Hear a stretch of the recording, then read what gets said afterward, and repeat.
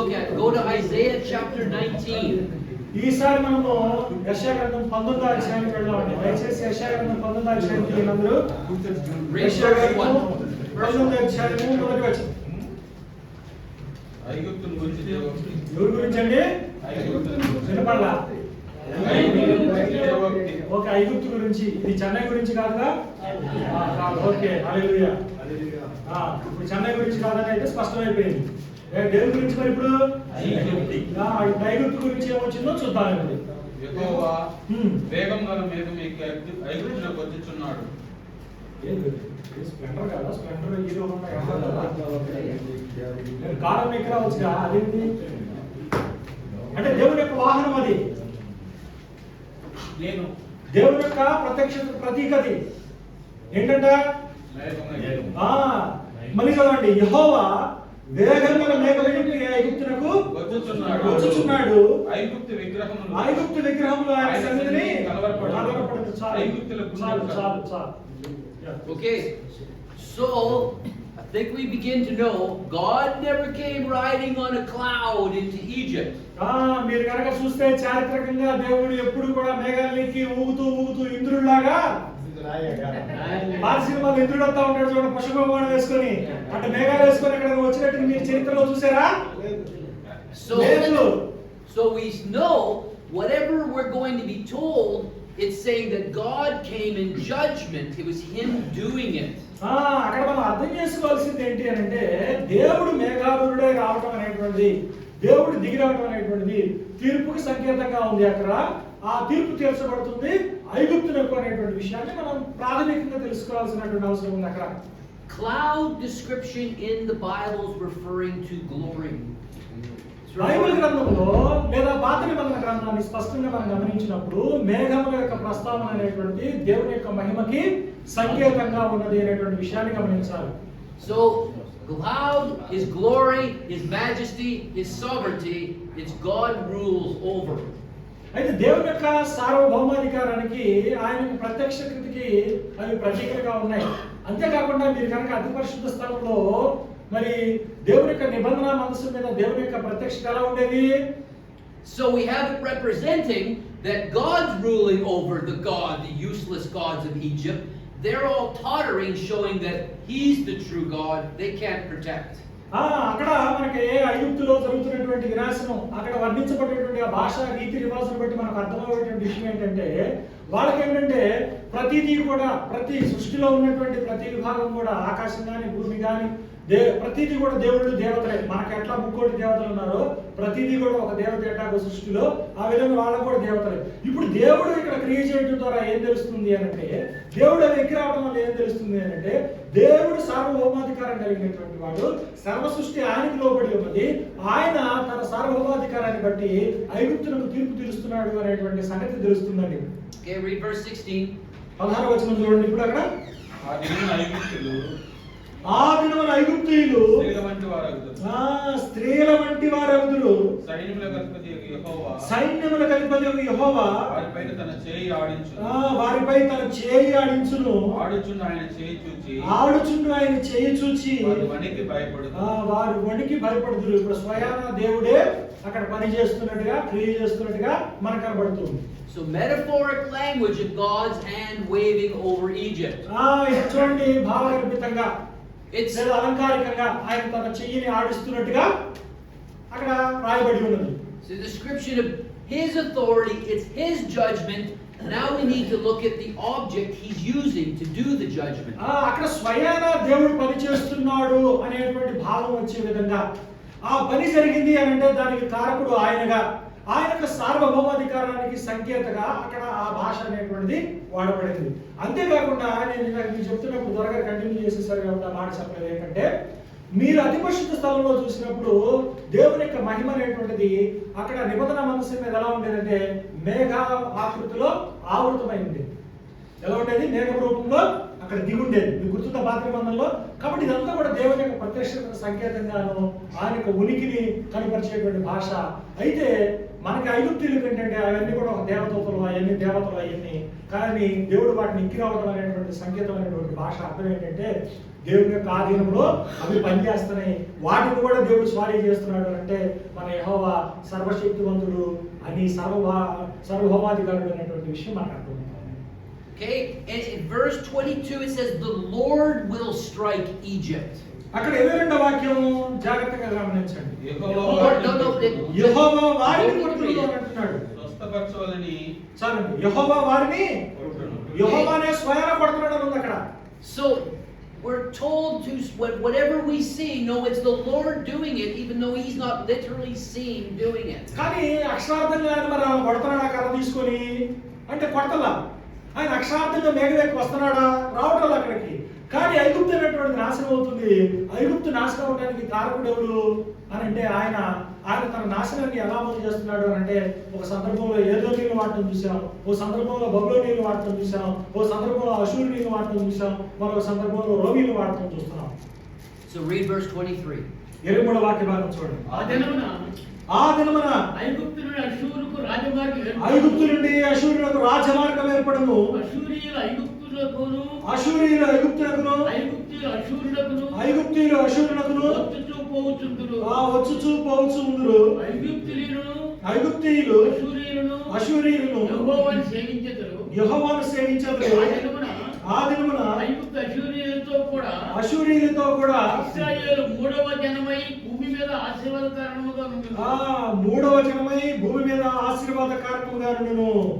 See, so critical to let context, to let audience, to let Hebrew definitions explain what is happening. అయితే ఇక్కడ చాలా కీలకమైనటువంటిది ఏంటంటే హెబ్రీల యొక్క భాష, హెబ్రీల యొక్క ఆలోచన సరళమైనటువంటిది, సందర్భాన్ని అర్థం చేసుకోవడానికి చాలా కీలకము.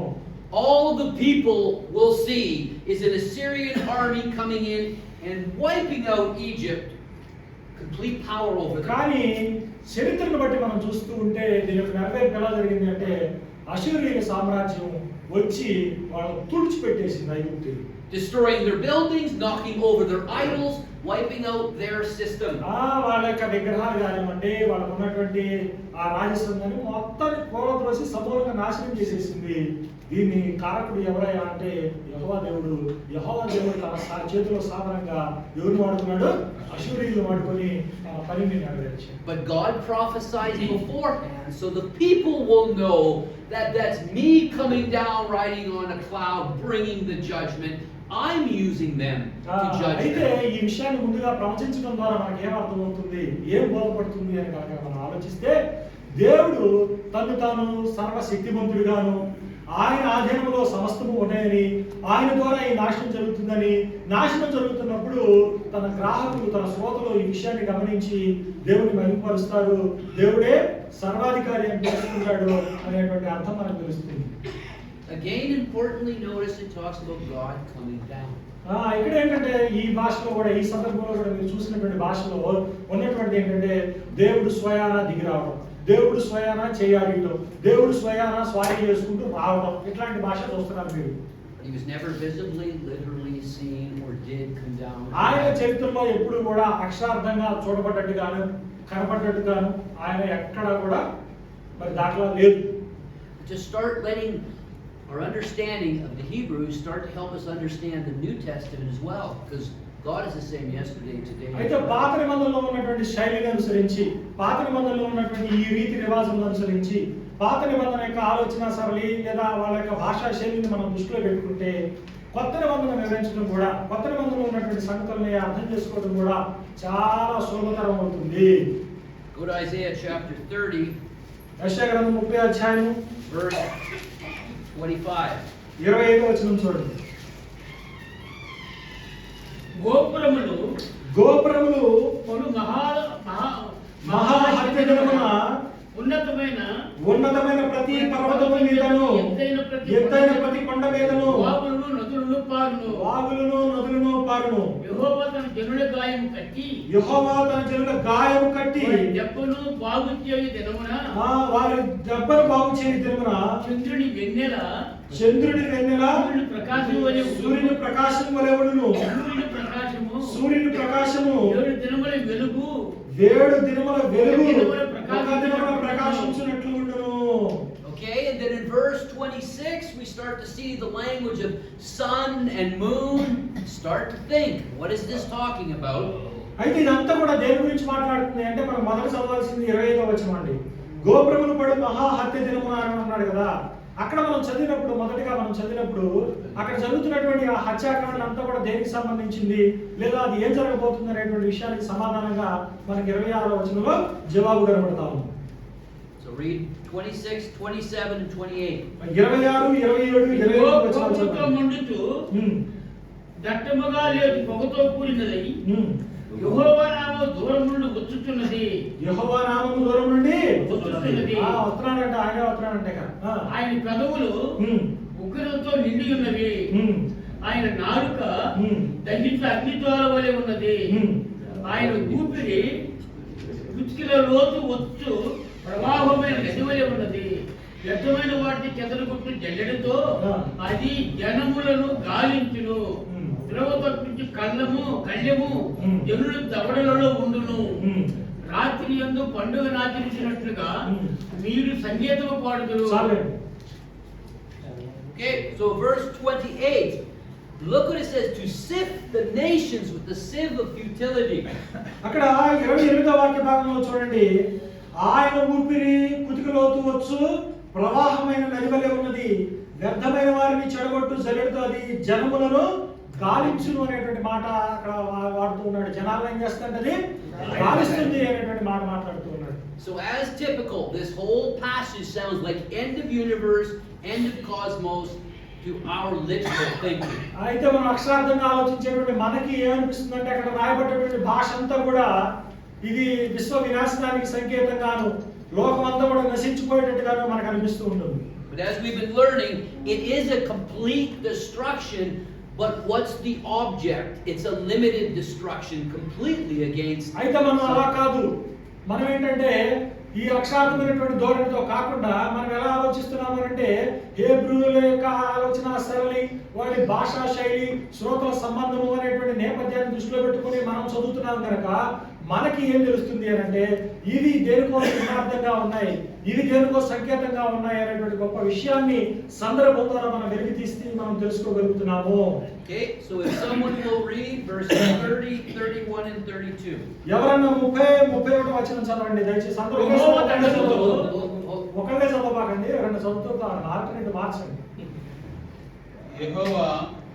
యెహోవా తన ప్రభావము గల స్వరమును వినిపించును.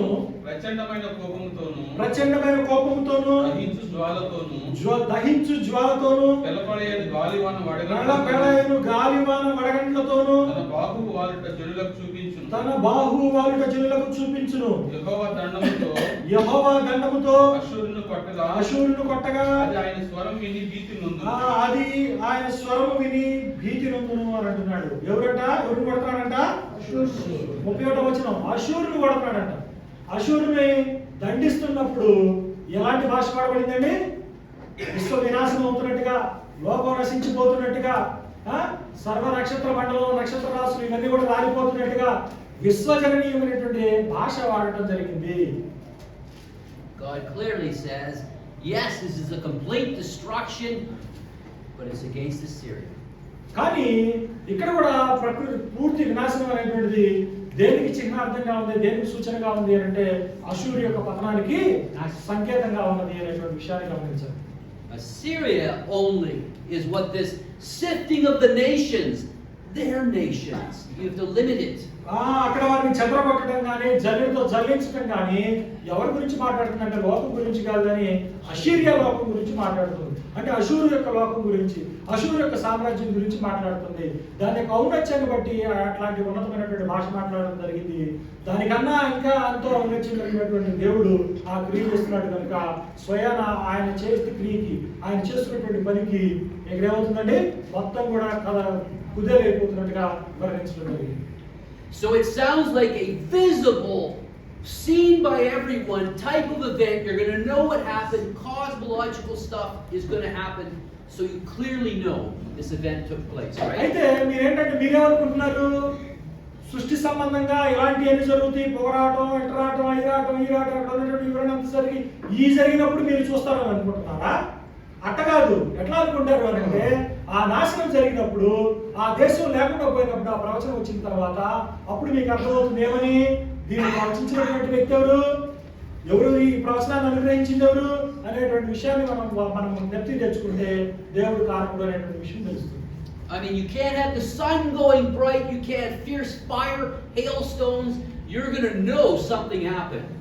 అక్కడ ఏంటంటే వడగండ్లు పడితే మీకు తెలుస్తాయను, లేకపోతే అక్కడ మరి సూర్యుని యొక్క ప్రకాశం లేదా చంద్రుని యొక్క కాంతి అనేటువంటి సూర్యమానంగా వెలగడం అనేటువంటి విషయాలు జరిగినప్పుడు జరుగుతాయి అనుకుంటున్నారా ఏంటి? Have to remember, with the Hebrews, you don't look for the literal, you look for the description. So we need to look for something happening to the Assyrians. అయితే అక్కడ వాళ్ళు ఈ భాష ద్వారా అశ్షూరీయులకు ఏం జరుగుతుంది అనేటువంటి పతనాన్ని జ్ఞాపకం చేసుకుంటే హెబ్రీయులు మీరేం చేస్తున్నారు? అక్షరార్థమైనటువంటి వాటిని ఎతికేటువంటి ప్రయత్నం చేస్తున్నారు. ఎందుకనంటే మీకు వారి యొక్క భాషా శైలి మీద, పాత నిబంధన యొక్క రచన రీతి మీద మీకు అవగాహన లేకపోవడం వలన.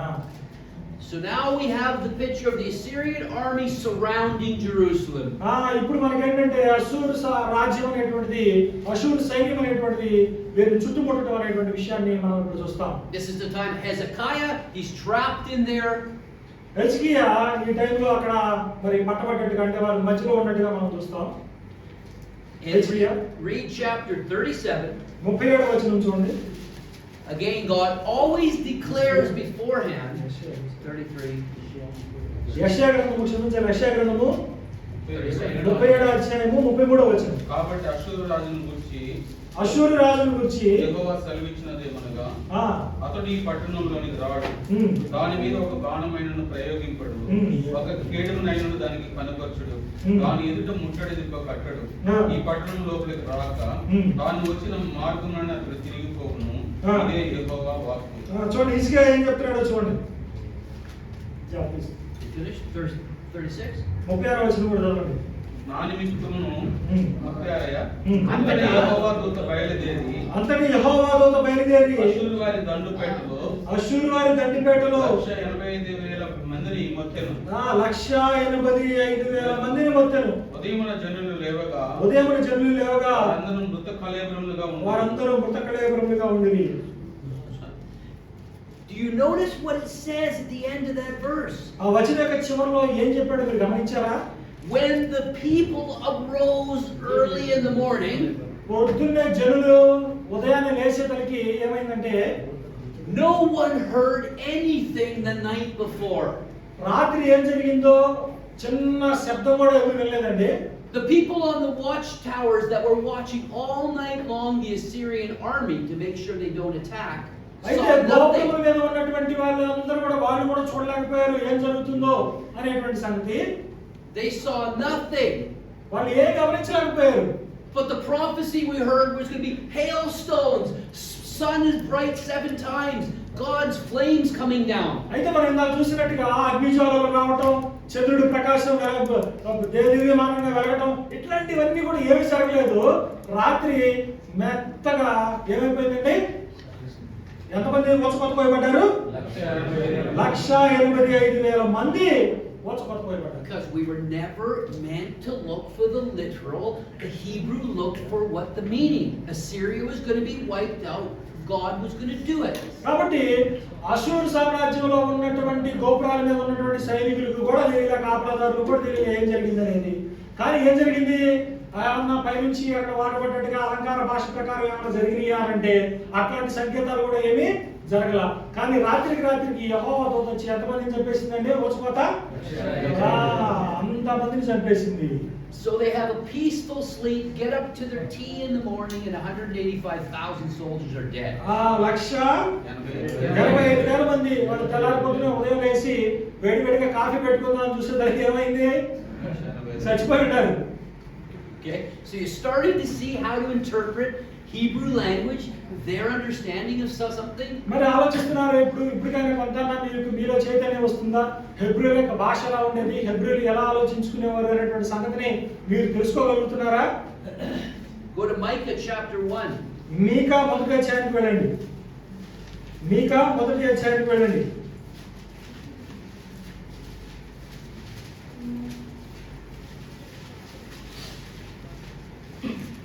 And we always, when we're looking at a prophecy, we always look to find what is the object first.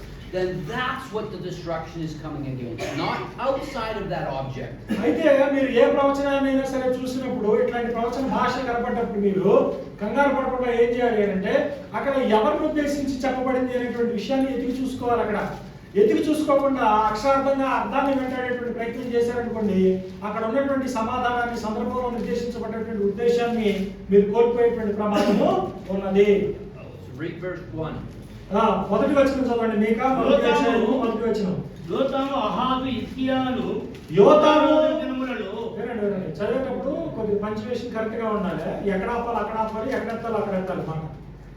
యోతాము, ఆహాజు, హిజ్కియా అంటే ముగ్గురు విడబట్టాలి.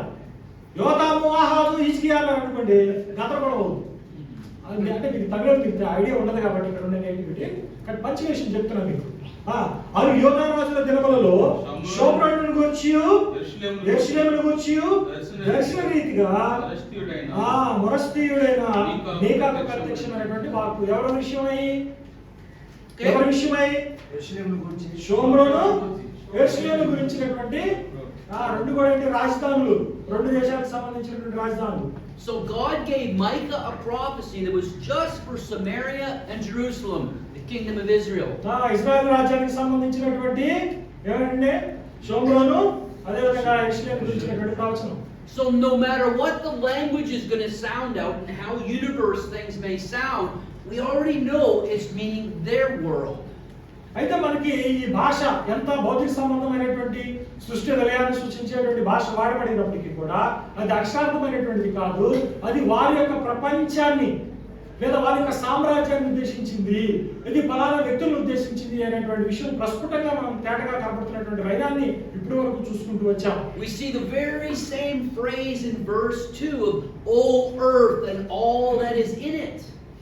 మనము ఇదే పదజాలం, భూమి, దాని మీద అంటే కింద ఉన్నటువంటి భూమి, ఇట్లాంటి మాటలన్నీ కనబడుతూ ఉంటాయి అక్కడ. చూడండి ఒకసారి. It's all the people related to this Samaria and Jerusalem, be aware. అయితే అక్కడ ఉన్నటువంటి సమరియా, యెరూషలేము వాసులందరికీ కూడా ఈ ప్రవచనం వచ్చినప్పుడు ఈ ప్రవచనం తమ గురించి అని, తమ యొక్క వ్యవస్థ గురించిందని వారికి అవగాహన అనేటువంటి కలిగి ఉన్నారు. So read verses 3 and 4 and 5. 3, 4, 5 వచనం చూడండి. 3, 4, 5. యెహోవా తన స్థలము విడిచి, ఇదిగో యెహోవా తన స్థలము విడిచి బయలుదేరుచున్నాడు. ఏంటంటే ఏం చేస్తున్నాడు ఆయన? బయలుదేరుతున్నాడు. ఎట్లా ఉంది అక్షరార్థంగా? ఆయన సంచి పెట్టబడ సర్దుకుని ఊరెళ్తున్నట్లేదు ఉందా లేదా? బ్యాగ్ సర్దుకొని మీరు అందరూ సేవకులు వచ్చారు చూసారు అక్కడికి, అట్లా బయలుదేరాడు అంట ఆయన. ఆయన దిగి భూమి యొక్క ఉన్నత స్థలం మీద, ఆయన దిగి భూమి యొక్క ఉన్నత స్థలం మీద నడవబోతున్నాడు. ఇది భలే ఉంది, ట్రెక్కింగ్ వెళ్ళినట్టుంది. ఆయన నడువగా అగ్నికి మైనము కలుగునట్లు, పర్వతములు కరిగిపోవును, లోయలు విడిపోవును, వాటము మీద పోసిన నీరు పారునట్లు, వాటము మీద పోసిన నీరు అవి పారునట్లు, అది కరిగి పారును. ఏదో మార్గదర్శి సినిమా చూసినట్టుంది. పిల్లల సినిమాలు ఉంటాయి, కార్టూన్ సినిమాలు, అట్లా చూస్తే అక్కడ కరిగిపోయినట్టుగా, అక్కడ ద్రవించినట్టుగా మనకు కనబడతాం. Same saying in verse 3, God will come down. ఇక్కడ 3వ వచనంలో చాలా స్పష్టంగా మళ్ళీ ఇంతకు ముందు మనం చూసినట్టుగానే ఏంటంటే దేవుడు దిగి వస్తున్నాడు అనేటువంటి మాట కనబడతా ఉంది. It's never meant to say, and it never was, God literally came down. అయితే దేవుడు దిగి రావడం అనేటువంటి దానికి ఉద్దేశం కాదు. చరిత్రలో గురిపెన్నడు కూడా దేవుడు ఆ విధంగా దిగి రాలేదు కూడా. This was describing before the Assyrian army would come in and wipe them out. అయితే అషూరు సైన్యాలు వచ్చి వారిని నాశనం చేయక మునుపు వారి యొక్క నాశనాన్ని ఉద్దేశించినటువంటి, అంటే షోమ్రోను యొక్క నాశనాన్ని ఉద్దేశించినటువంటి ప్రవచన భాగం ఇది. So again, he's telling them before, so when they see the Assyrians come, they know I'm sending this judgment against them. కాబట్టి వారి మీదకి ఎప్పుడైతే అషూరీలు వస్తూ ఉంటారో, అషూరీలు వస్తున్నప్పుడు వీళ్ళందరికీ ఈ యొక్క ప్రవచన భాగాన్ని, ఈ లేఖన భాగాన్ని చూసినప్పుడు వాళ్ళకి ఏమర్థమవుతుందంటే దీన్ని పంపిస్తున్నటువంటి వాడు, దీనికి కర్త ఎవరండి? దేవుడైనటువంటి యెహోవా అనేటువంటి విషయం బోధపడుతున్నారు. The mountains never melted, the valleys never split open. It's describing a complete judgment, destruction from God. అయితే అక్కడ ఆయన నడిస్తే అగ్నికి మైనం కరిగినట్లు పర్వతాలు కరిగిపోవటం, లోయలు విడిపోవటం ఇవన్నీ కూడా జరగలేదండి. ఇవన్నీ కూడా ఏంటంటే దేవుడు వారి మీద తీర్పు తెచ్చబోయేటువంటి తీర్పు యొక్క తీక్ష్ణతను సూచించడానికి వాడబడ్డటువంటి వివరణ. And again, he says why he did it. మళ్ళా అక్కడ ఏంటంటే ఆయన ఎందుకు అంత తీక్ష్ణమైనటువంటి తీర్పుల్ని, ఉగ్రతని కనపరుస్తున్నాడు అనేటువంటి దాన్ని కూడా స్పష్టత ఇచ్చాడు అక్కడ. They're in a marriage relationship with God and they're committing adultery with foreign idols again.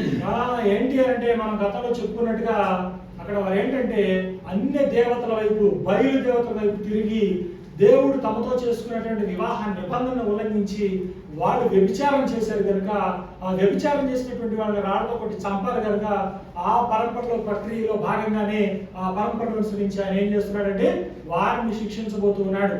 In verse 7. 7వ వచనం చూడండి. దాని చెక్కుడు ప్రతిమలు పగలగొట్టబడును. దాని చెక్కుడు ప్రతిమలు పగలగొట్టబడును. కానుకలు అగ్ని చేత కాల్చబడును. దాని కానుకలు అగ్ని చేత కాల్చబడును. పెట్టుకొనిన విగ్రహములను నేను పాడు చేతును. అది పెట్టుకొనిన విగ్రహములను నేను పాడు చేతును. అది వేసి అయి సంపాదించుకొనిన జీతం పెట్టు వాటిని అవి వేసేదగును. దాని జీతం మరలా ఇవ్వబడును. దాని జీతం దాని ప్రతీకారం ఇస్తానని చెప్తున్నాడు చూడండి. Okay, and you guys have already now learned what that term harlot means.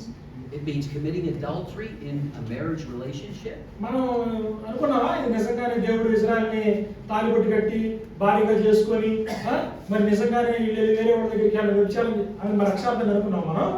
ఇదంతా కూడా ఆత్మీయ అర్థంతో వాడు చేసినటువంటి తప్పుని, వాడు చేసినటువంటి పాపాన్ని ఏ విధంగా దేవుని యొక్క మొదటి 10 ఆజ్ఞల్లో 2 ఆజ్ఞల్ని వాళ్ళు మీరేరు అనేటువంటి విషయాన్ని మనం స్పష్టంగా గత 2 రోజులు మనం తెలుసుకున్నాం కదా.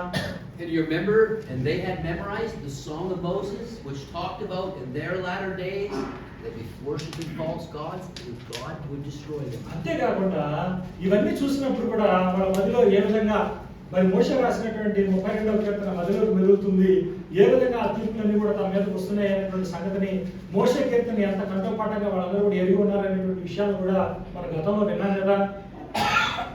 And this book was, Micah came to them in 740 BC. They had warning because in 722 BC this judgment is carried out. They're wiped out forever.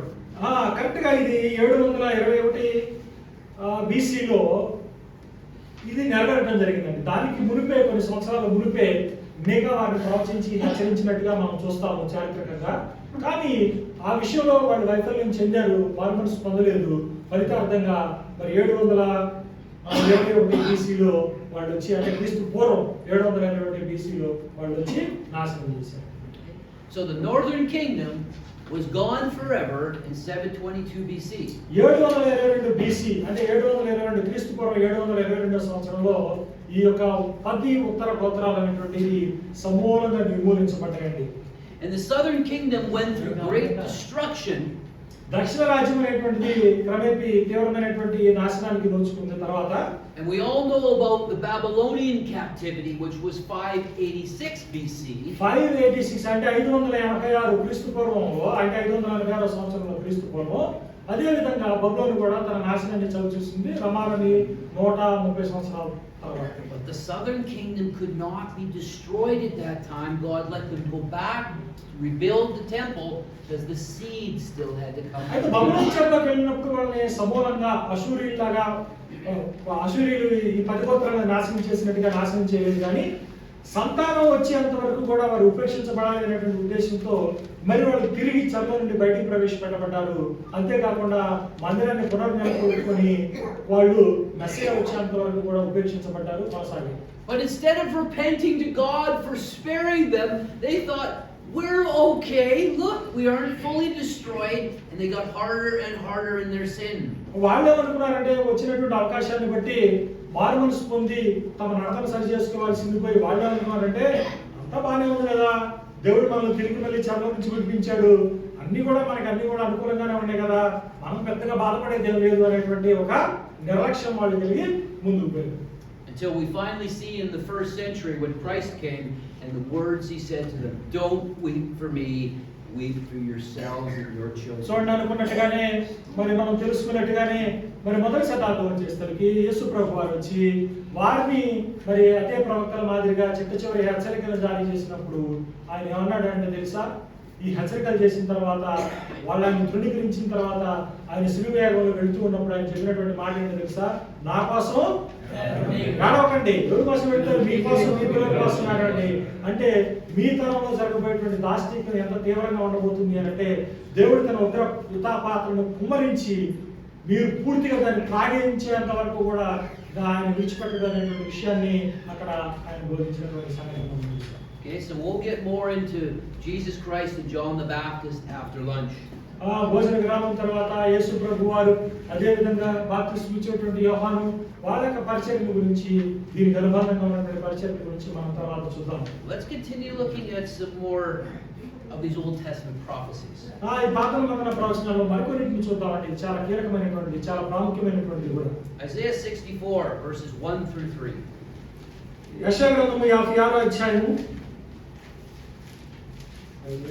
Yeah, 64 64వ అధ్యాయము verses 1 through 3. గగనం తీర్చుకుని ఒక నిమిషం తీస్తే టైం ఉంటే ఏమైందంటే అసలు నాకు అసలు పడకే అవకాశం ఉండదు. అది చెప్పడానికి మీరు చెప్తారు, నేను అనుకోను. యెషయా గ్రంథము 64వ అధ్యాయము మొదటి 3 వచనాలు. గగనము చీల్చుకొని నీవు దిగి వచ్చేదవు గాక. ఎన్నో వచనం చదువుతున్నారండి? 64. 64 1 through 3. మొదటి 3 వచనాలండి. గగనము చీల్చుకొని నీవు దిగి వచ్చేదవు గాక. గగనము చీల్చుకొని నువ్వు దిగి వచ్చేదవు గాక. నీ సన్నిధిని పర్వతములు తత్తరిల్లును గాక. నీ సన్నిధిని పర్వతములు తత్తరిల్లును గాక. నీ శత్రువులకు నీ నామమును తెలియజేయుటకై. నీ శత్రువులకు నీ నామము తెలియజేయుటకై. అగ్ని గచ్చపదులను కాల్చు రీతిగా. అగ్ని గచ్చపొదలను కాల్చు రీతిగాను. అగ్ని నీళ్లను పొంగజేయ రీతిగా. అగ్ని నీళ్లను పొంగజేయు రీతిగాను. నీవు దిగి వచ్చేదవు గాక. నీవు దిగి వచ్చేదవు గాక. జరుగునని మేము అనుకున్న భయంకరమైన జరుగునని మేము అనుకోనని భయంకరమైన క్రియలు నువ్వు చేయగా అన్యజనులు నీ సన్నిధిని అన్యజనులు నీ సన్నిధిని కలవరపడుదురు గాక. నీవు దిగి వచ్చేదవు గాక. నీవు దిగి వచ్చేదవు గాక. నీ సన్నిధి పర్వతములు తత్తరిల్లును గాక. నీ సన్నిధిని పర్వతములు తత్తరిల్లును గాక. చాలండి. So look what Isaiah is saying there. అక్కడ యెషయా ఏం మాట్లాడుతున్నాడో ఒకసారి చూడండి. He's prophesying for the future for God to come again. ఆయన భవిష్యత్తులో దేవుడు రాబోయేటువంటి దాని గురించి ప్రవచిస్తున్నాడు, దాని గురించి కాంక్షిస్తున్నాడు అక్కడ. Okay, so to come down again, మళ్ళా కిందకి రాయా, నువ్వు మళ్ళీ దిగిరాయా అని ఆయన ఆశిస్తున్నాడు. just like you did before. అంతకు ముందు వచ్చినట్టుగానే మళ్ళీ దిగిరాయా అని అడుగుతున్నాడు ఆయన. When the mountains shook ఈ పర్వతంలో కంపించటం, at your presence. ఆయన సన్నిధిలో పర్వతం దర్శనం అనేటువంటిది. We're going to learn this more in the future, but just to start the groundwork with this. అయితే ఈ వాక్య భావం ద్వారా మనం ఏంటంటే కావాల్సినటువంటి పునాదులు వేసుకుందాం. ఇది భవిష్యత్తులో ఎప్పుడు మరి భూమి ఎదగటం, మరి యెషయా కాంక్షించింది ఎప్పుడు నెరవేరబోతుంది అనేటువంటి విషయాన్ని మనం చూసే ముందుగా దీనికి కావాల్సినటువంటి పునాదులు వేసుకుందాం. This Hebrew word for your presence. ఇక్కడ హీబ్రూ భాషలో ఇక్కడ నీ ప్రత్యక్షత, నువ్వు దిగటం అనేటువంటి దానికి, అంటే నీ ప్రత్యక్షత అనేటువంటి ఉన్నటువంటి పదం ఏంటో చూద్దాం. Is a synonym for the Greek word in the New Testament, parousia.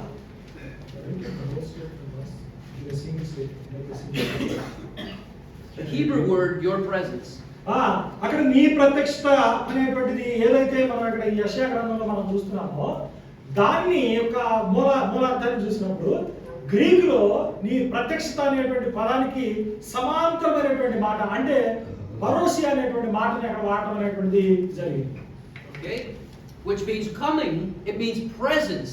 దానికి అర్థం ఏంటంటే ప్రత్యక్షత లేదా ఆగమనము అనేటువంటి విషయాన్ని మీరు గమనించాలి. Because see, each time in these Old Testament judgments, it wasn't an instant event. ఇక్కడ మీకు చిన్న మాట చెప్తాను చూడండి. ఇక్కడ మొదటి వచనంలో 64 మొదట్లో ఏముంది? నీ సన్నిధిని అని అన్నాడు చూడండి. నీ సన్నిధిని అనేటువంటి మాట ఏంటండి? దాని ఈ మాట ఏదైతే హీబ్రూలో దానికి సమాంతరమైనటువంటి మాట ఏమంటే గ్రీక్ లో పరోసియా అనేవాడు. పరోసియా అనేటువంటి దాని అర్థం ఏంటంటే ప్రజెన్స్ ఆర్ అరైవల్ అనేటువంటిది, అంటే ఆగమనము లేదా ప్రత్యక్షత అనేటువంటిది దానికి అర్థం. దానికి సమానమైనటువంటి మాట. The Persian army comes into Babylon and there was a presence during the whole war of the battle. అంటే ఉదాహరణకి ఏదైనా రాజ్యం పతనం అవుతున్నప్పుడు మరి అక్కడ ఏం జరుగుతుంది అంటే ఆ నాశన తరుణం అంతా కూడా, ఆ నాశనం జరుగుతున్నటువంటి తరుణంలో మొత్తం కూడా ఆయన యొక్క సన్నిధి, ఆయన యొక్క ఆగమనం అక్కడ జరుగుతున్నట్టుగా అక్కడ చిత్రీకరించబడతా ఉంది. దానికి అవగాహన అది. When God sent the Babylonians in Isaiah 19 to Egypt, there was a period of a battle, a presence. అక్కడ ఐగుప్తు నాశనానికి దేవుడు బబులోనీయులు పంపించినప్పుడు అక్కడ పోరాటం జరుగుతున్నప్పుడు ఆయన యొక్క సన్నిధి అక్కడ ఉంది. ఆయన అక్కడ దాని ద్వారా ఆయన పూర్తి చేసినట్టుగా కనబడుతుంది మనకి. So very important why this word is used, because God is there during that entire presence carrying out that judgment with the winning army over the losing army. అయితే అక్కడ ఈ రెండు రాజ్యాలు పోరాడుతున్నప్పుడు ఇక్కడ ఈ రాజ్యం అనేటువంటిది ఆ రాజ్యం మీదకి దండెత్తి వస్తున్నప్పుడు ఆ పోరాట నడుమ అక్కడ ఏమని వర్ణించబడుతుంది అంటే మరి ఇది దేవుని యొక్క ఆధీనంతో, దేవుని యొక్క సార్వభౌమాధికారంతో జరుగుతుంది కనుక గెలవబడుతున్నటువంటి సైన్యము దాంతో పోరాడుతున్నప్పుడు దేవుని యొక్క సన్నిధానం అనేటువంటిది అక్కడ ఉంది. అంటే దేవుడు అక్కడ ప్రత్యక్షమయ్యి అక్కడ ఉండి ఇది జరిగిస్తున్నట్టుగా ఉంది అక్కడ భాష అది. So it's significant here, Isaiah, God's man, and how he's praying to God. ఇక్కడ యెషయా ఏ విధంగా మరి ప్రార్థిస్తున్నాడు అనేటువంటి విషయాన్ని మనం చూద్దాం. He's praying that God comes in judgment again, just like he did in the past. ఏమంటాడంటే యెషయా భక్తుడు దేవుడు గతంలో వచ్చినట్టుగా మళ్ళా రావాలి అని కోరుకుంటున్నాడు, మళ్ళీ రావాలని ప్రార్థిస్తున్నాడు అక్కడ. That your presence come down with a judgment, with an army, and judge like you did before. నీ సన్నిధి దిగి రావాలి, నీ సన్నిధి సమక్షంలో, నీ సన్నిధిలో వేరే సైన్యాలు వచ్చి వారికి మట్టు పెట్టాలి అనేటువంటి కాంక్ష అక్కడ కనబడుతుంది అక్కడ. So let's look at the significance of Jesus Christ. ఇప్పుడు యేసు క్రీస్తు వారి యొక్క ప్రస్థానంలో దీని యొక్క ప్రాముఖ్యతను మనం చూద్దాం. చూడండి John chapter 5. యోహాను సువార్త 5వ అధ్యాయం.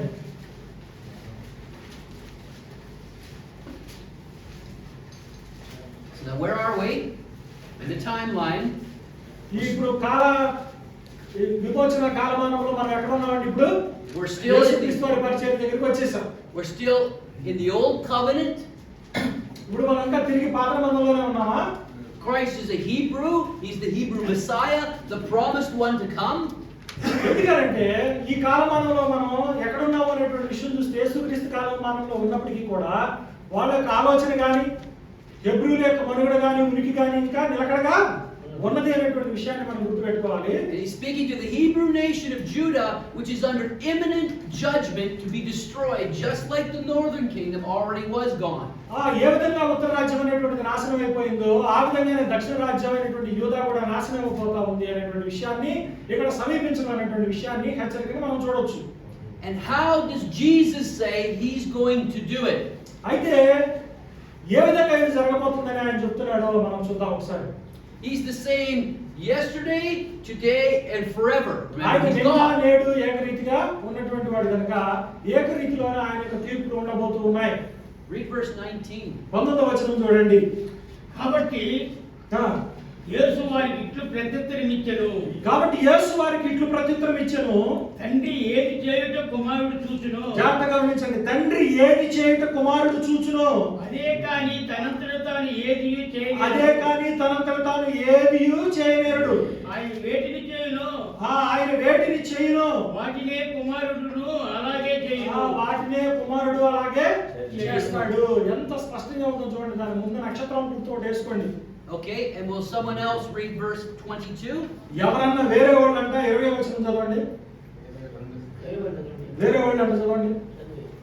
తండ్రి ఎవరికి తీర్పు తీర్చుడు గాని తండ్రి ఎవరికి తీర్పు తీర్చుడు గాని తండ్రిని కనపరచున్నట్లుగా అందరూ కుమారుని కనపరచవలనని తీర్పు తీర్చుటకు సర్వాధికారము అప్పగించున్నాడు. కుమారుడికి అప్పగించాడు. ఇప్పుడు తీర్పుల అధికారం ఎవరికి ఉంది? కుమారుడికి ఉంది. కుమారుడు ఎలా తీర్పు తీరుస్తాడు? తనంతట తాను తీర్పు తెచ్చుకున్న తండ్రి ఎలాగో చేశాడో అలాగే చేస్తాడంట. ఇప్పుడు పాత నిబంధనలో తండ్రి ఎలా తీర్పు తీర్చాడు, ఇప్పుడు కొత్త నిబంధనలో కూడా కుమారుడు అలాగే తీర్పు తీర్చబోతున్నాడు. ఈ ఒక్క సూత్రం చాలు బలు పెరగడానికి.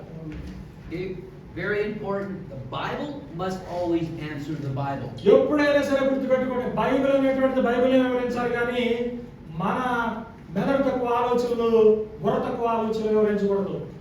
God the Father did all the judgments in the Old Testament. పాత నిబంధనలో ఉన్నటువంటి తీర్పులన్నీ కూడా అమలుపరిచినటువంటి వాడు దేవుడు. Jesus has now said, the Father has given me ఇప్పుడు యేసు ప్రభువారు ఏమంటున్నాడంటే తీర్పు తీర్చేటువంటి అధికారం నాకు అనుగ్రహించబడింది అనేటువంటి విషయాన్ని స్పష్టం చేస్తున్నాడు. But am I going to do it different?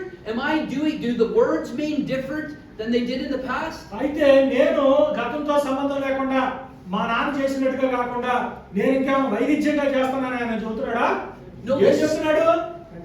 తండ్రి ఎలా చేశాడో అలాగే తీర్పు తీరుస్తాడు. తండ్రిని పోలిన కుమారుడుగా, తండ్రికి తగిన తనయుడిగా అక్కడ క్రీస్తు కుమారుడు కనబడుతున్నాడు. In verse 19 he wants to clearly tell the people in front of him, as you saw God do the judgments in the past, 19వ వచనంలో చాలా స్పష్టంగా చెబుతున్నాడు, మీరు తండ్రిని చూసినటువంటి విధంగా, గతంలో తండ్రి చేసినటువంటి విధంగా తాను కూడా చేయబోతున్నాడు.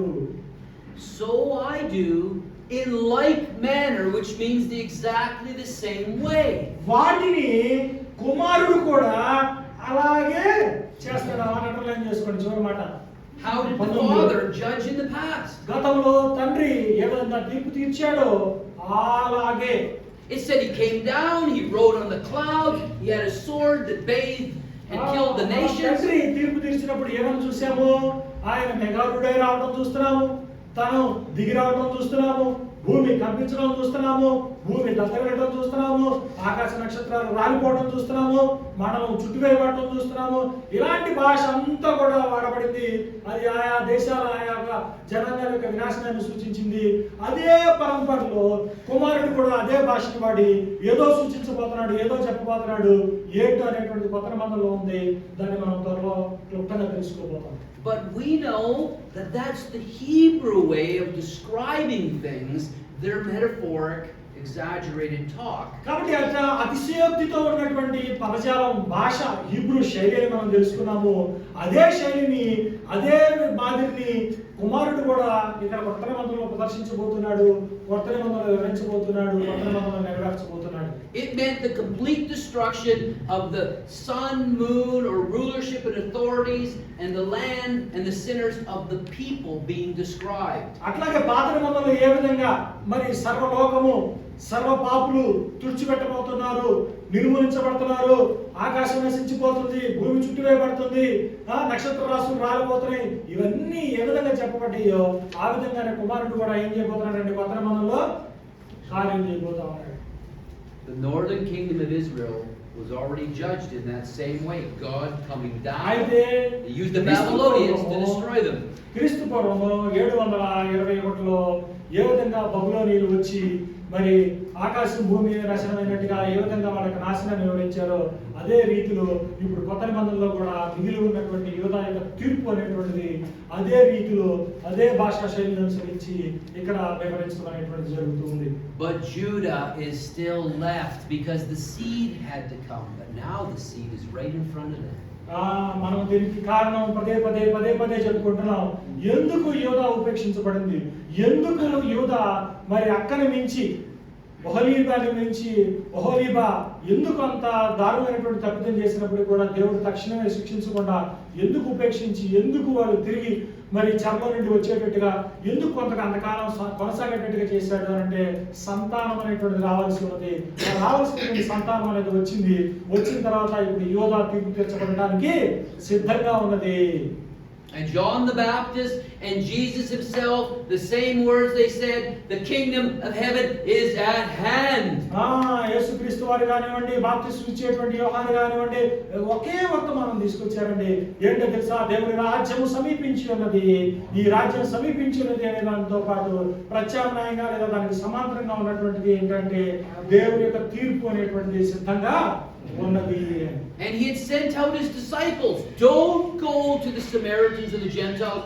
Only warn the children of Israel because their judgment is coming. కాబట్టి వాళ్ళ తీర్పు అనేటువంటిది వాళ్ళ నెత్తి మీద ఉన్నది కనుక, వాళ్ళ శిరస్సు మీద ఉన్నది కనుక, మీరు సమరయంలో ఏ పట్టణంలో కానీ అన్యుల మార్గంలో కానీ వెళ్ళకండి, కేవలము నశించినటువంటి ఇశ్రాయేలు గొర్రెల దగ్గరికి వెళ్ళండి అనేటువంటి సూచన ఆయన చేశాడు. ఎందుకంటే తీర్పు ఎక్కడ ఉంది?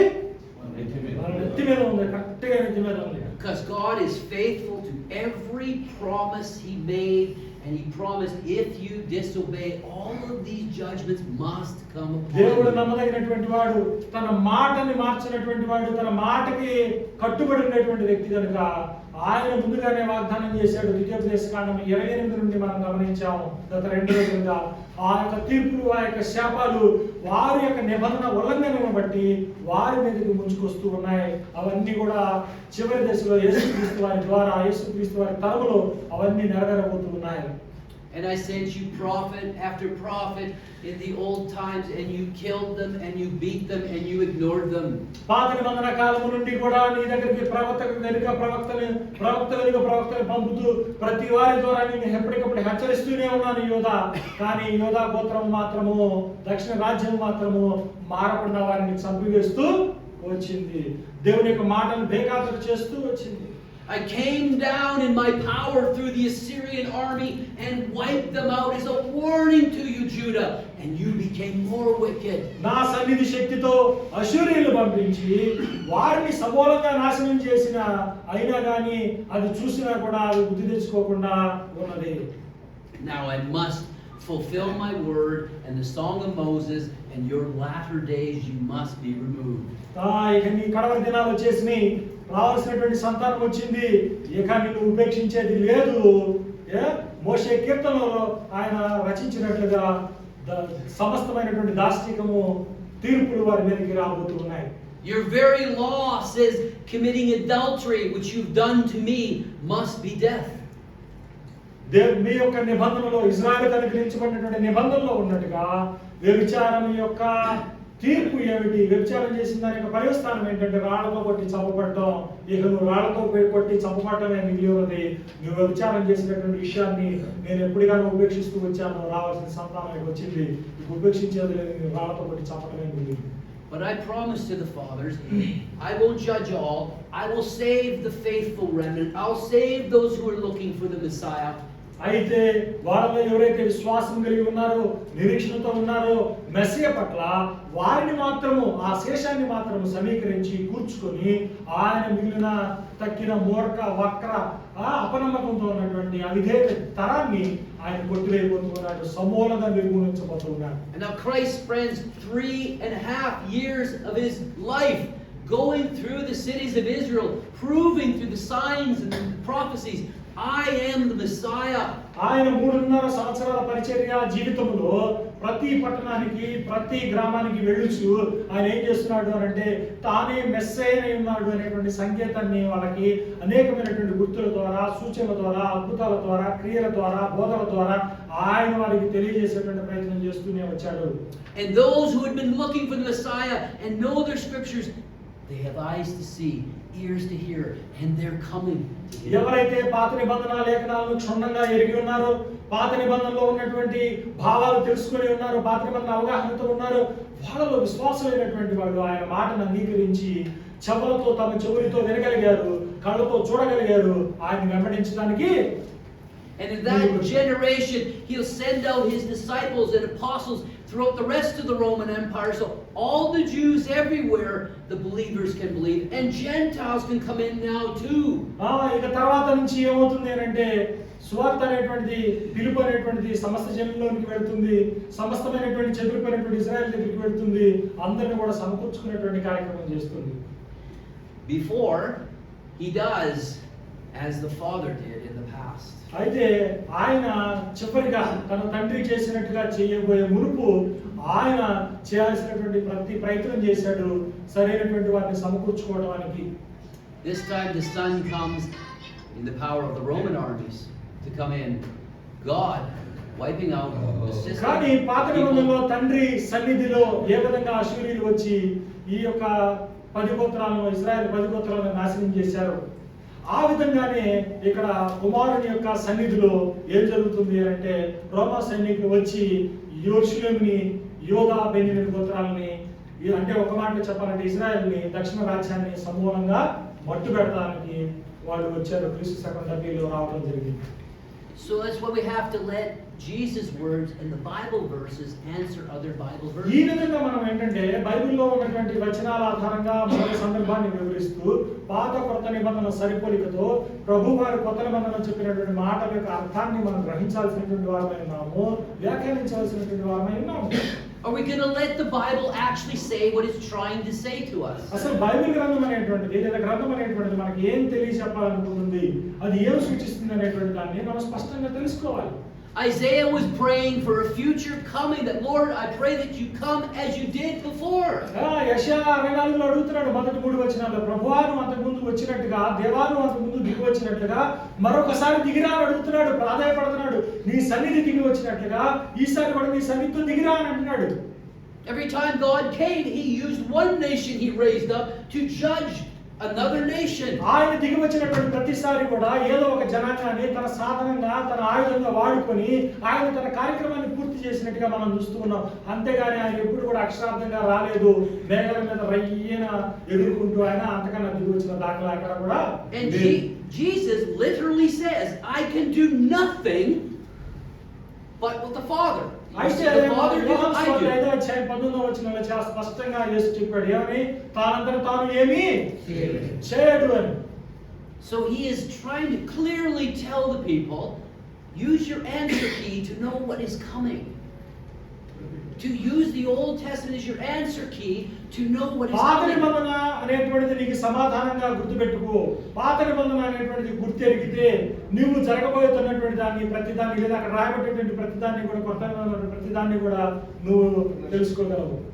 And remember what he tells them, even when he's being led to the cross.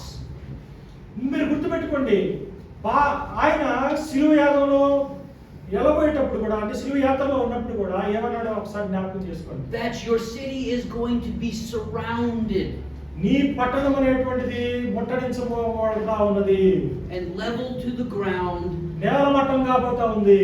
in the time of you and your children, నువ్వు your నీ పిల్లల generation. కాలంలో, అంటే వారి తరంలో ఇది జరగబోతా ఉంది. Okay, so there's just a brief look at that. Remember, for Christ to be married to the bride, married to the church, the Revelation 19 marriage, the old covenant must be annulled, the wife must be removed, or God's married to two people. ఇక్కడ చూడండి, ఇక్కడ ఏం జరుగుతుందంటే వ్యభిచారం చేసినటువంటి పాత భార్య ఏదైతే ఉందో ఆ భార్యని ఓ పక్క ఏం జరుగుతుందంటే పరిత్యాగం ఇచ్చి పూర్తిగా నాశనం చేయడం, రాళ్లతో కొట్టి చంపడం లాగా చంపివేయబడతా ఉంటే, ఇక్కడ కుమారుడికి నవ వధువుని కన్యకగా అక్కడ ప్రదానం చేస్తున్నటువంటి వైరాన్ని కొత్త నిబంధనలో చూస్తున్నాం. ఈ వివాహ మహోత్సవే ప్రకటన గ్రంథం 19వ అధ్యాయంలో కూడా మనం చూస్తాం. అంటే క్రీస్తు ఏం చేస్తున్నాడు అంటే అక్కడ పాత భార్యకి తీర్పునిచ్చేసేసి ఇక్కడ క్రొత్త వధువుని స్వీకరిస్తూ ఉన్నాడు. ఈ వధువుగా ఎవరున్నారు తెలుసా? అటు అనుజనులు, ఇటు విశ్వాసమైనటువంటి ఇజ్రాయేలు కూడా ఉన్నారు. ఇద్దరితో కలిపినటువంటి నూతనమైనటువంటి వధువుగా నేడు దేవుని యొక్క రాజ్యం మీద దేవుని యొక్క సంఘం అనేటువంటి ఉన్నది. It's common sense if we think about it. ఇది మనకి సమంజసంగా ఉంటుంది మనం కనుక సరైనటువంటి హీబ్రూ దృక్పథంతో ఆలోచించినప్పుడు. God gave us rules, let a man and wife be together as one. దేవుడు మనకి ఆజ్ఞ ఇచ్చాడు. దేవుడు మనకు సూచించింది ఏంటంటే స్త్రీ పురుషులు ఇరువురు కూడా ఒక్కటిగా, ఒక శరీరంగా ఉండాలి అని. Do not marry multiple, do not commit adultery, do not divorce. నువ్వు పరిత్యాగం చేయొద్దు, నువ్వు విడాకులు ఇవ్వద్దు, మీరు ఎట్లా ఉండాలి? కలిసి ఉండాలని సూచించాడు. But the clause, if one's unfaithful commits adultery, they have broken the covenant. కానీ ఎప్పుడైతే కలిసి ఉన్నటువంటి వాళ్ళు వ్యభిచారం చేస్తున్నారో తద్వారా వాళ్ళిద్దరి మధ్య ఉన్నటువంటి ఒడంబడిక లేదా నిబంధనని వాళ్ళు ఉల్లంఘిస్తున్నారు. So the law stoned the man or the woman. కాబట్టి అలా ఉల్లంఘన జరిగినప్పుడు ధర్మశాస్త్ర ప్రకారం అయితే ఏం జరుగుతుందంటే రాళ్లతో కొట్టి చంపడం అనేటువంటి ప్రక్రియ జరుగుతూ ఉంది. And then Romans 7 talks about being free from the law because of death. to marry another. కానీ ఇది రోమిలికి రాసినటువంటి పత్రిక 7వ అధ్యాయం ఏం చెబుతున్నారంటే నువ్వు దాని విషయమై చనిపోయి వేరొక పురుషుణ్ణి చేరడానికి అనేటువంటి ఒక స్పష్టతనిస్తుంది. God can't give us a law we have to follow and him follow something different. దేవుడు తాను అనుసరించడానికి ఒక ప్రత్యేకమైనటువంటి నిబంధన లేదా నియామకం మనం నడుచుకోవడానికి ప్రత్యేకమైనటువంటి విధానం అనేవి లేదు. ఆయనకి మనకి ఒక నిబంధనే ఉంది. He is perfect, he is pure, and he's righteous. ఆయన నీతిమంతుడు, ఆయన సంపూర్ణుడు, ఆయన నమ్మదగినటువంటి వాడు. And he cannot go against his nature. It's not even possible. ఆయన తన స్వభావానికి విరుద్ధంగా పోయేవాడు కాదు, స్వభావం విరుద్ధంగా చేసేవాడు కాదు. దానికి అసలు ఆలోచనకి ఆస్కారమే లేదు.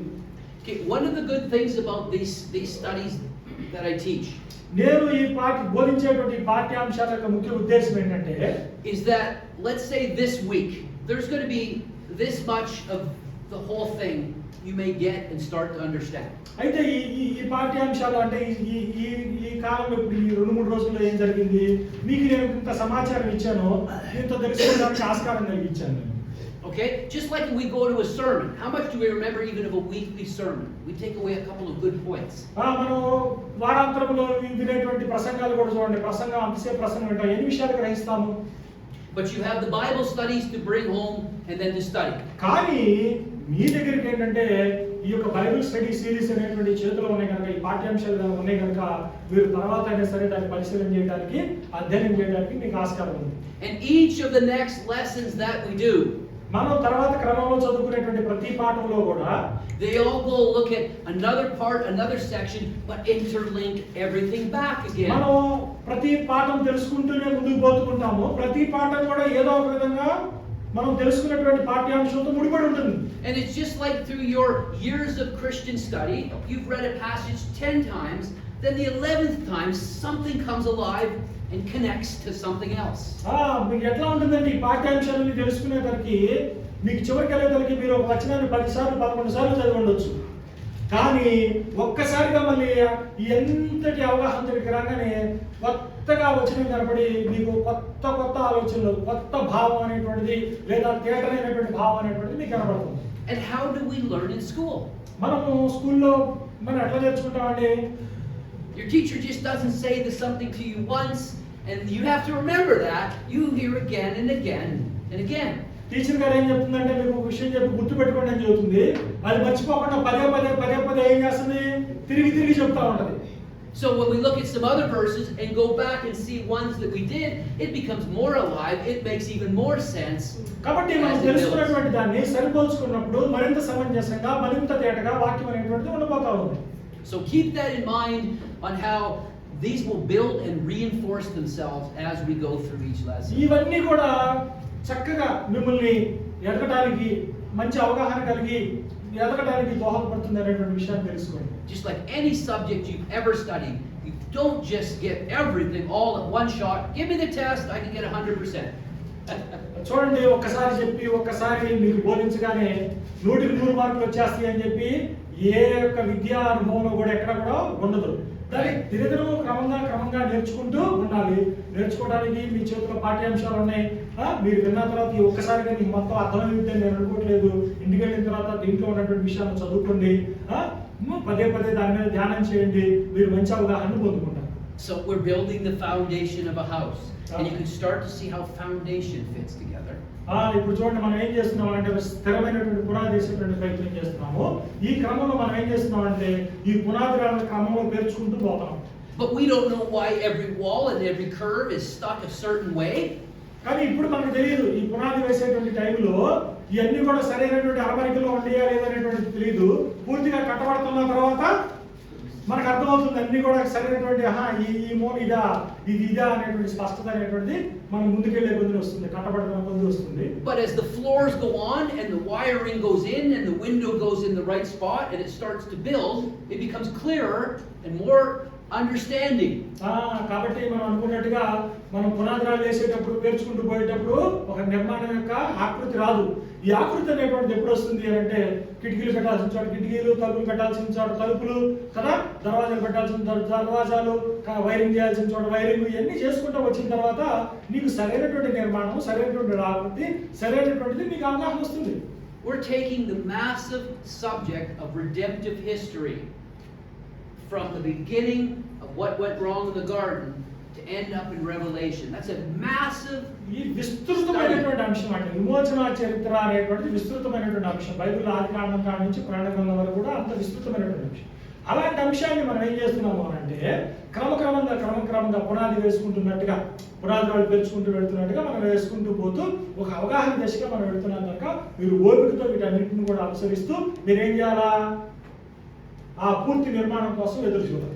So it takes time to put together the pieces as we move through the timeline of the Bible. కాబట్టి కొద్ది సమయం పడుతుంది కాబట్టి ఆ సమయంలో మరింత స్పష్టత వస్తుంది. దినదినము మనం నేర్చుకునేటువంటి ప్రతి అంశం ద్వారా కూడా స్పష్టత దిశగా మనం అడుగులేస్తూ ఉంటాం కాబట్టి కొద్ది సమయం పడుతుంది. మీరు సమయాన్ని వెచ్చించి జాగ్రత్తగా సరైనటువంటి స్పష్టమైనటువంటి ముఖ చిత్రాన్ని తేటగా చూడగలిగేటట్టుగా మీరు ఓపికతో ప్రయాణం చేయాలి. But the exciting thing is don't get overwhelmed by how big the picture is. కానీ ఒక్కసారిగా ఎంత అద్భుతమైనటువంటి విషయం అని చెప్పి నివ్వెరపోయి అంతటితో ఆగిపోవాలి. Because just as we're looking at each of the steps and just examine and understand that as we build the next. కాబట్టి తర్వాత దాన్ని తెలుసుకునే ముందుగా తెలుసుకున్నటువంటి విషయాన్ని పునఃసమీక్షించుకొని అవి ఎలా ఉన్నాయి అనేటువంటి విషయాన్ని మళ్ళీ తిరిగి లోతుగా అధ్యయనం చేయండి. You guys have just started to learn of how the Hebrews thought and talked, and now I bet every one of you has a better understanding of a few of those prophecies.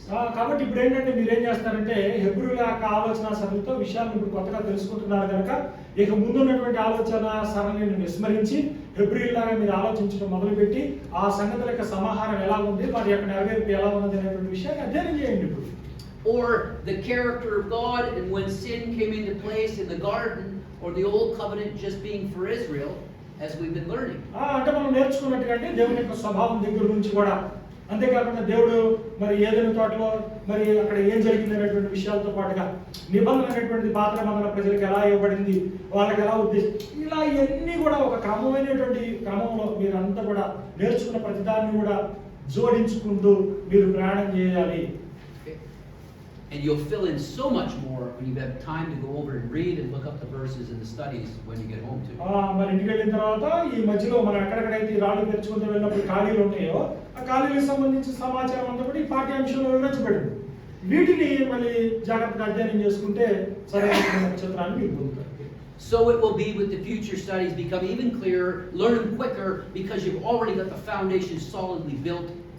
కానీ ఇంకా రాబోయేటువంటి శీర్షికలో మీరు ఏమవుతారంటే ఆ పాఠ్యాంశాలు ఇప్పటికే మనం పునాది వేసుకున్నాం కనుక సరైనటువంటి బలమైనటువంటి నిర్మాణంగా మనం ఎదగడానికి బలమైనటువంటి అవగాహన కలిగి ఉండడానికి మీరు దోహదపడతారు. Okay, so the back of this study series has all those terms like I mentioned: cloud, earthquake, desert, and what they mean in the Bible. ఇక్కడ కనుక మీరు చూస్తే ఇక్కడ పాఠ్యాంశం ఉందండి. పాఠ్యాంశంలో దూతలు అంటే ఏంటి, వాయుమండలం అంటే ఏంటి, దోషం అంటే ఏంటి, రక్తం అంటే ఏంటి, వేగం అంటే ఏంటి, ఎడారి అంటే ఏంటి, దీపం అంటే ఏంటి, గ్రహణం అంటే ఏంటి, కన్ను అంటే ఏంటి, కాల్చడం అంటే ఏంటి, ఆకాశం నుండి అగ్ని దిగిరాటం అంటే ఏంటి, వ్యభిచారం అంటే ఏంటి, వడగంటలు అంటే ఏంటి, వేశ్యం ఏంటి, ఒలివ చెట్టు అంటే ఏంటి, మిడతలు ఏంటి, కాంతి ఏంటి, సముద్రం ఏంటి, సూర్యచంద్ర నక్షత్రాలు ఏంటి, ఇవన్నీ కూడా ఖడ్గం అంటే ఏంటి, పొగంటే ఏంటి, ఉరుగులు అంటే ఏంటి, ఇవన్నీ కూడా ప్రవక్తల గ్రంథాల్లో ఏ విధంగా ఉద్దేశించబడ్డాయి, ఎలాంటి అర్థాలతో మనం దాన్ని ఆలోచించాలి అనేటువంటి సంపూర్ణమైనటువంటి వివరణ అంటే అవగాహన అనేటువంటి కలిగించేటువంటి విధంగా మీకు వివరించబడ్డాయి. వాటిని మీరు ఇంటికి వెళ్ళిన తర్వాత జాగ్రత్తగా చదువుకోండి. And it's so full of verses that then you let the Bible show you what the definition is, and we just get rid of our modern dictionaries because we need these verses to answer the Bible. ఇక నుంచి ఆధునిక భావజాలం వద్దండి. మనకున్నటువంటి ఆలోచనతో మీరు ఆలోచించడాన్ని పక్కన పెట్టి హెబ్రీయులాగా ఆలోచించడం మొదలు పెట్టండి. హెబ్రీయులాగా ఆలోచించినప్పుడు ఆ పదాల యొక్క అర్థాలు ఏంటి, వాడు ఏమైనా అర్థం చేసుకున్నారు అనేటువంటి క్రమం వివరిస్తూ మీకు ముందుకు పోవడానికి ఇక్కడ ఇవ్వబడేటువంటి ఇది దిక్సూచిలాగా పనిచేస్తుంది. కాబట్టి ఈ దిక్సూచిని వాడుకొని మరింత లోతుగా పునఃసమీక్షించుకొని పూర్వం పరిశీలించి లోతైనటువంటి విషయాలు తెలుసుకోండి. Okay, so that really ends where we look at this study, because the next one we start is going to be John the Baptist and Jesus Christ after lunch. భోజనం తర్వాత మనం ఏం చేద్దామంటే బాప్తిస్మిచ్చు యోహాను యేసుక్రీస్తు యొక్క పరిచర్యను మరింత లోతుగా అధ్యయనం చేద్దాం. ఇవన్నీ కూడా దాంట్లో ఎలా ప్రతిబింబిస్తాయి అనేటువంటి విషయాన్ని మనం చూద్దాం. We had to cover some dark stuff in here because really those Old Testament prophets are full of a lot of dark prophecies. పాత నిబంధనలో చాలా దిగ్భ్రాంతి కలిగించేటువంటి ప్రవచనాలు ఉన్నాయండి. ఆ ప్రవచనాల యొక్క సమాహారం కూడా మీకు అర్థమవుతుంది. But we got through the tough part of that. అది ఎలా కష్టమైంది కాబట్టి కొంచెం సమయం పడుతుంది అది కూడా చూద్దాం. Now we're going to go into the life of Christ and John the Baptist, and I guarantee you're going to see prophecies they said in a new light, and they're going to come alive to you. ఇప్పుడు యేసుక్రీస్తు వారి యోహాను గారి పరిచర్యలో ఉండేటువంటి మాటలు విశ్లేషించడం ద్వారా ఈ కొత్త వెలుగు అక్కడ ప్రసరించబడి చాలా వినూత్నమైనటువంటి విషయాలు తెలుసుకొని ఇవన్నీ కూడా ఎలా పోలిక కలిగి ఉన్నాయనేటువంటి విషయాన్ని నెరవేర్చుకుని మీరు చూస్తారు. Because he's a Hebrew speaking to Hebrews and quoting from some of these Hebrew prophecies that now you're going to be a lot more familiar with. ఆయన మాట్లాడుతుంది హెబ్రూ ప్రజలతో, ఆయన మాట్లాడింది హీబ్రూ నేపథ్యం ఉన్నటువంటి విధానంలో, కనుక పాత నిబంధనలో ఉన్నటువంటి హీబ్రూ విధానంతో అది సరిపోయి ఏ విధంగా నెరవేరబడుతుంది అనేటువంటి విషయాన్ని మీరు చూస్తారు. So let's take a break and then విరామం we'll come back. తీసుకున్నామండి. భోజన విరామం తర్వాత మళ్ళీ కలుసుకొని మనం పూర్తిగా తెలుసుకుంటాం.